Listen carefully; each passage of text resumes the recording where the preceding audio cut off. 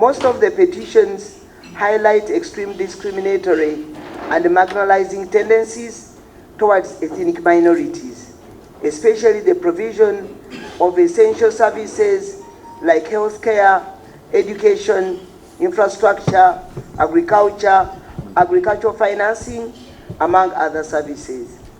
The petitions also expose gross discrimination exhibited against individuals from these ethnic minorities in accessing services like employment, acquisition of public and national documents like passports and national identity cards, among others.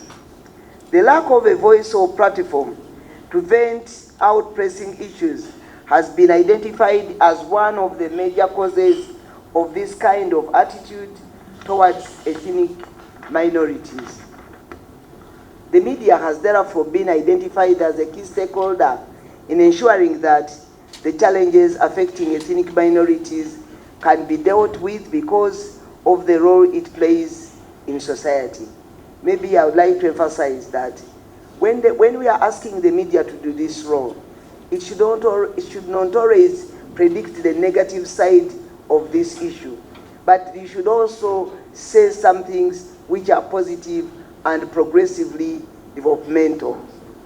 The media is the conduit through which voices, perspectives, and lives are brought into the public sphere. In the last decade, Africa has witnessed a massive growth of online media, which is being exploited by both urban and rural communities to access and deliver information for social and business purposes. The media also plays a critical role in facilitating social change and shaping public opinion and attitudes. The media, through its reporting, can put a spotlight on critical developments that impact negatively and positively on people's lives, as well as bringing before issues that are often ignored and voices that are marginalized. The media's agenda-setting function often influences debate, thinking, and priorities within society. Research and data have shown how the media reinforces stereotypes, especially on issues of gender, religion, and culture. Ethnic minorities are often portrayed in subordinate roles to dominant ethnicities. When journalists look for sources for their stories, they often gravitate towards the powerful people in any community, who often come from dominant ethnicities. Ethnic minorities are often portrayed in their traditional roles as backward, dirty, illiterate, poor, and needy, while dominant ethnicities are seen as powerful, resourceful leaders, and many such roles associated with power. But perhaps one of the most important roles played by the media within modern democracies is the watchdog role, through which the media monitors the performance and conduct of governments to ensure that they adhere to the promises and expectations of those who put them into power. Consequently, this role is often the source of conflict between media, the state, and its functions. For me here, I would like to recommend that the media should work with the Equal Opportunities Commission to do this watchdog role, especially under the gender and equity planning and budgeting, where we'll get the issues of ethnic minorities to get into the national plans and budgets. I'd like to say that the media should also be able to share opportunities with the most marginalized, like the ethnic minorities. Like, for example, government has just concluded the development of the National Development Plan 4. How has the media supported the ethnic minorities to participate in the formulation, in the development of the National Development Plan 4, which is going to take us for the next 5 years? Recently, you saw the Finance and Economic, Minister of Finance, Planning and Economic Development starting the national budgeting process with a 2 days conference where which was held under a theme and where we hope to get the national budget strategy for the next financial year. But how much has the media done to actually inform and empower and encourage the ethnic minorities to participate in that national development process? Because I remember some of the things which were discussed in that national conference, which was opening up the national budgeting process.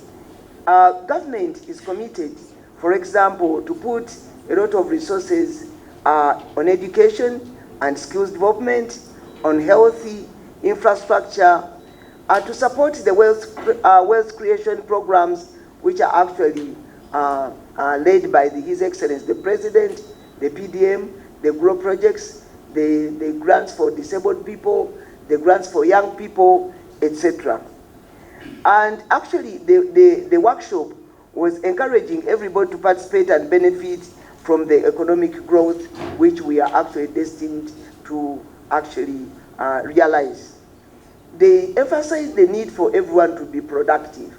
But how have the ethnic minorities been mobilized to join in the productive sector? Encouragement is also done to all Ugandans to participate in industrial and agricultural development. Where we are now, we cannot ignore excluding any person, because be it at national level, at Africa region level, at international level, everybody is now embracing diversity, inclusion, and equity. So the ethnic minorities have to actually use those opportunities to make sure that they seize opportunities for structural transformation to increase productivity and resilience amongst themselves. The other issue I wanted to share, which I discussed in the National Budget Conference, some of the areas where government is going also to put a lot of money is tourism, agro-industry, science, technology, and innovations. You know very much that where majority of the ethnic minorities live, they are tourist sites. How are they actually seizing these opportunities? How is the media, for example, helping the ethnic minorities to know, like national developments? I was on TV the other time and I saw Uganda is selected to host a conference as a follow-up on the implementation of the Sustainable Development Goals. And the Sustainable Development Goals talks about leaving no one behind. How are the ethnic minorities prepared to actually work maybe with the Office of the Prime Minister to ensure that their voices can be heard in that forthcoming conference? So, it is against this background that we are realizing that we are living in a VUCA environment, volatile, uncertain, complex, and ambiguous. You cannot just sit back and say that somebody will come and actually talk on your behalf 100%. You also have to come up, because as we sit here, things are changing every now and then. How are you situating yourself? How are you situating the ethnic minorities to fit in this volatile, uncertain, complex, and ambiguous environment? It's against this background, ladies and gentlemen, that the Equal Opportunities Commission has organized this engagement between amongst all the vital stakeholders, to include the media, ethnic minority leaders, and leaders of key committees of parliament, for us to discuss how the issues of ethnic minorities can be advanced better through the media for uptake. On behalf of the Commission, allow me to take this opportunity to thank the media for the work it has done to redress imbalances in Uganda. The Equal Opportunities Commission commits to working closely with you to ensure Uganda becomes a better place for us all. We cannot ignore exclusion of any category of people at this time in our development.